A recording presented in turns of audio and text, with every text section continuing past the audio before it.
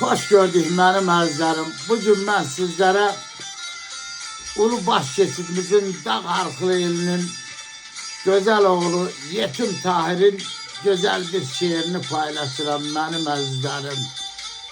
Tahir Bey yazır ki, qədim diyar tarixi olan axtar məni Borçalıda, dünyaya atsan qoyan axtar məni Borçalıda.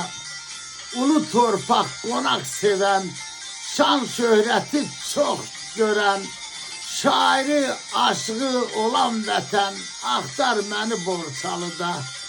Dədə baba misal deyən, hər oğlu vətən sevən, gözəl havası ətir verən axtar məni Borçalıda.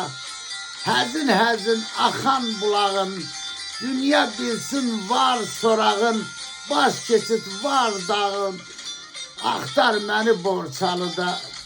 Yetim Tahir alıb qələmi, yaz Dağarxılı nəğməsi, yaşasa unutmur vətəni, axtar məni Borçalıda, axtar məni Borçalıda. Eşq olsun Borçalımıza, eşq olsun Dağarxılı elinə.